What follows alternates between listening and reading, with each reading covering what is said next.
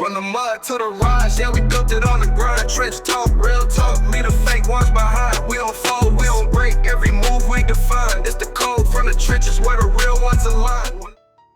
Yo, what's good, familia? Today, we're diving deep into the savage world of the Norteños, one of the most feared and respected Latino street gangs to ever come out of Northern California. From their roots in the prison yards, to all-out street wars, to what they've become today, we're laying it all out, raw and uncut. Strap in, cause this is the real story of the Norteños.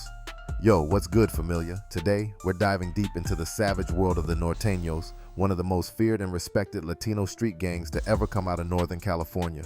From their roots in the prison yards, to all-out street wars, to what they've become today, we're laying it all out, raw and uncut. Strap in, cause this is the real story of the Norteños. Let's run it all the way back to the late 1960s, deep in Northern California, north of Bakersfield, where the air smells like hard work and struggle. Back then, the prison yards were ruled by the Mexican Mafia, known on the inside as La Ame. But here's the thing, La Ame was mostly made up of vatos from down south, LA, San Diego, all that. If you were a farm worker's kid from Salinas, Stockton, or Modesto, you were treated like a second-class citizen, even behind bars. You could be putting in work, but you still get disrespected, extorted, and left out the game. Then came the spark that lit the whole thing up, the infamous shoe incident. Word is, a Norteño inmate got his shoes jacked by a La M shot caller. Might sound small, but in the pen, that's straight up disrespect. That one move set off a chain reaction. The homies from the north had enough. They weren't about to bow down to nobody, especially not to some southern shot callers. That's when Nuestra Familia, our family, was born in 1968 at Soledad Prison. This wasn't just a gang, this was a movement. It was about pride, respect, and standing up for the little guy. On the streets, their soldiers started calling themselves the Norteños, Northerners. They repped their hoods, their families, and their roots with a vengeance. The Norteños didn't just bang for the sake of banging. They were the voice of the working class, the sons and daughters of the fields. Inspired by Cesar Chavez and the United Farm Workers, they saw themselves as warriors for their people. Their symbols run deep, the sombrero for their Mexican heritage, the machete for the hard labor in the fields, and the huelga bird, straight from the farm worker strikes, repping the fight for justice. And when it comes to colors, it's all about that blood red, red rags, red ink, red graffiti. That's for the blood spilled in the struggle, both in the fields and on the block. And you know they had to have a number, twice 14, that's 14 in Roman numerals. Why? Because N is the 14th letter of the alphabet, and that stands for Norte, home, pride, and the code they live by. But let's keep it real. Every gang's got enemies.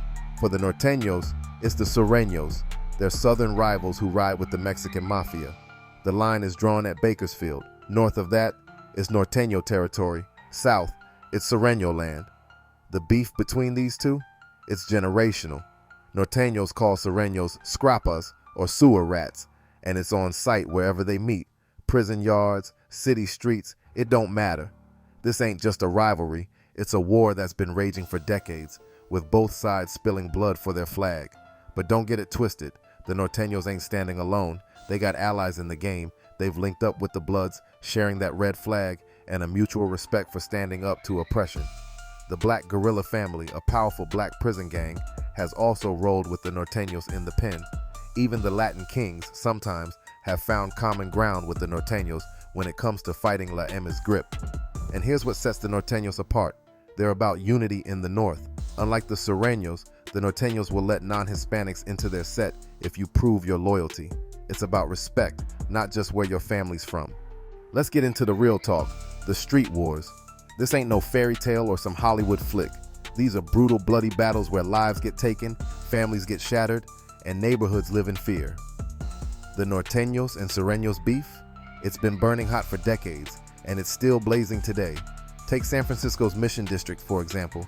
This place is ground zero for Norteño versus Sureño clashes. The streets there have seen too many shootings, too many funerals. Just recently, 3 Norteño hitmen, Fernando Nando Madrigal, Alvaro G-Boy Reyna Cordero, and Oscar Cuddy Guadron Diaz, got slammed with decades behind bars for a cold-blooded triple murder. What made it worse? A 15-year-old kid got caught in the crossfire and lost his life. Innocent blood spilled in a war that never seems to quit. That's the harsh reality of this turf war. Head over to Contra Costa County and the violence doesn't stop. In just 1 year, there were 11 shootings linked to the Norteño-Sureño rivalry. The streets were like a powder keg ready to blow. Law enforcement had to step in hard with Operation Omega Red, a massive crackdown that took down 15 Norteño soldiers. Big names like Thomas Lil T. Leon and Armando Mando Amaro got hit with 35-year sentences for violent felonies. The message was clear. When the streets catch fire, the feds come down heavy. But the drama ain't just between Norteños and Sureños. Sometimes the beef is internal. Norteños don't always see eye to eye. In cities like San Jose and Oakland, hood beef pops off when respect gets broken or power gets challenged. And let me tell you, if you kill one of your own, you're done. Exit out for life. That's the code. Loyalty above all, or you pay the ultimate price. This war isn't just about colors or numbers. It's about respect, survival, and the unbreakable code of the streets. You know a Norteño when you see one. Red bandanas wrapped tight, tattoos of Pianin or 14 inked on their skin, and the letter N standing tall for Norte. Their graffiti tags mark their turf with symbols like the sombrero and machete, a nod to their Mexican heritage and the hard work of their ancestors. And the Huelga bird? That's more than just a symbol. It's the spirit of the farm worker struggle, still alive and breathing in the streets they control. The organization? Tight as hell. Orders flow from the top, from the notorious Pelican Bay State Prison to the federal supermax in Colorado. Leaders like David Cervantes, Daniel Stork Perez, Anthony Chuco Guillen, and George Puppet Franco run the show behind bars, keeping the soldiers in line and the code intact, even when the feds try to break them up. So where are the Norteños today? They're still a major force, running the game across Northern California and beyond. They're deep in the drug trade, extortion, and all kinds of street hustles. But the law is always breathing down their necks, with big busts and long prison sentences trying to choke their power. Inside the system, the gang's landscape has shifted. Some leaders are locked up in Colorado's supermax, others in Pelican Bay. Power struggles flare up, but the code never changes. Loyalty to the Norte, respect the 14 bonds, and never ever snitch. That's the savage story of the Norteños, from the dusty fields where their ancestors toiled, to the prison yards where their legacy was forged, to the violent streets where their flag still flies. Love them or hate them, their story is written in blood, ink, and the relentless fight for respect. If you want more real, raw stories from the streets, smash that like button, drop a comment, and subscribe. Stay safe out there, and remember, respect is everything.